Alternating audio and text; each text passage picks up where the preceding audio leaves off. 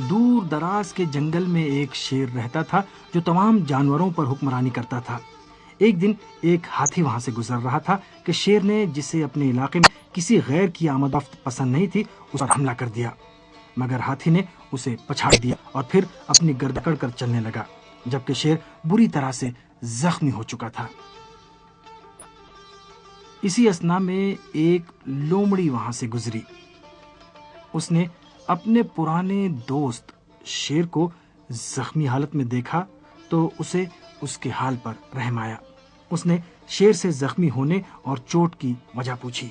شیر نے واقعہ بتایا اور لومڑی سے کہا کہ وہ اس کی کچھ مدد کرے، چونکہ وہ اب شکار کرنے کی سکت نہیں رکھتا تھا۔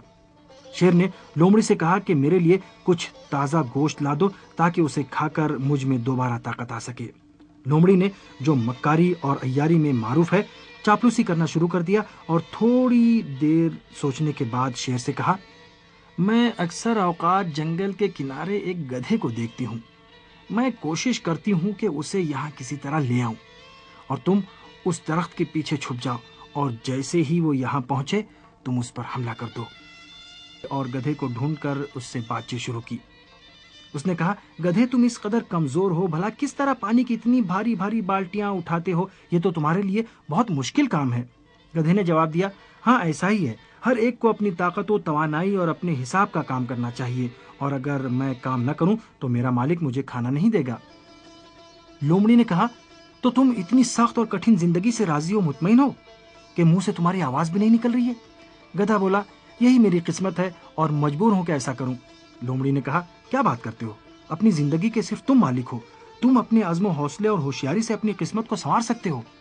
گدھا بولا، نہیں، تقدیر ان سب باتوں سے بالاتر ہے، ہمیں تقدیر کے سامنے سر جھکانا ہی پڑتا ہے۔ لومڑی بولی، اور بھی راستے ہیں، بس یہ کہ تم خوب سوچ سمجھ لو۔ کیا تم نے کبھی جنگل کو دیکھا ہے؟ گدھا بولا، نہیں، البتہ جنگل اور وہاں کے جانوروں کے بارے میں بہت کچھ سنا ہے۔ لومڑی بولی، کیا تم جانتے ہو کہ جنگل میں تمہیں کیا کیا چیزیں نصیب ہوں گی؟ تمہیں وہاں ٹھنڈا پانی، سایہ، تر و تازہ گھاس اور بہت ساری چیزیں حاصل ہوں گی، گویا تم بہشت میں زندگی بسر کر رہے ہوگے۔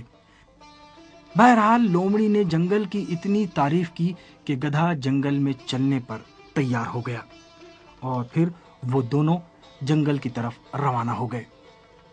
ادھر شیر کی بھوک سے حالت خراب تھی اور وہ بھوک کی وجہ سے سخت پریشان تھا۔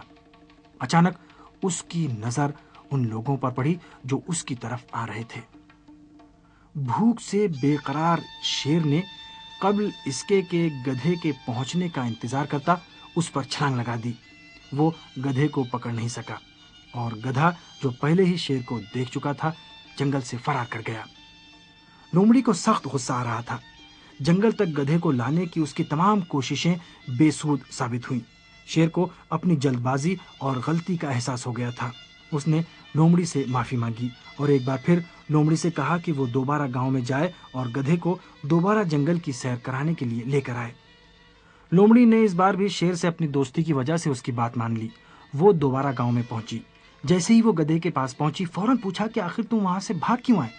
گدھے نے جواب دیا، دفع ہو جاؤ، جاؤ اپنا کام کرو، تم میری دشمن ہو، تمہیں کوئی حق نہیں پہنچتا کہ تم مجھ سے اس قسم کی بات کرو۔ اب مجھ سے تم اپنے جنگل کی کوئی بات نہ کرنا، میں ایسے خطرناک جنگل یا ایسی خطرناک جگہ پر کبھی نہیں جاؤں گا۔ میں نے جب شیر کو دیکھا تو موت میری آنکھوں کے سامنے منڈانے لگی۔ لومڑی نے تعجب سے پوچھا، کون سا شیر؟ کیا کہہ رہے ہو؟ کوئی بھی گوشت خور جانور اس جنگل میں نہیں رہتا۔ میں تو یہی سمجھتی ہوں کہ انسانوں کی وحشتناک داستانوں نے تم پر اتنا اثر کیا کہ تم ہمیشہ وہم میں مبتلا رہتے ہو۔ میرے دوست، آؤ چلیں، وہاں خوبصورت گدھیاں بھی تم سے مل جائیں گی۔ تم فطرت و قدرت کے عطا کردہ نعمتوں سے خود کو محروم نہ رکھو۔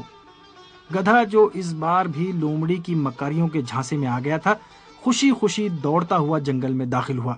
اس مرتبہ شیر نے، جو پہلے چوک گیا تھا، تھوڑا صبر کیا اور جب شکار کو اپنی پوری دسترس میں دیکھا تو گدھے پر چھلانگ لگا دی اور اس کو اپنے دانتوں سے دبوچ لیا۔ گدھے نے، جو لومڑی کی مکاریوں کو سمجھ گیا تھا، کہا، یہ میری خود کی غلطی تھی، کوئی بھی عقل مند دو بار ایک ہی جال میں نہیں پھنستا۔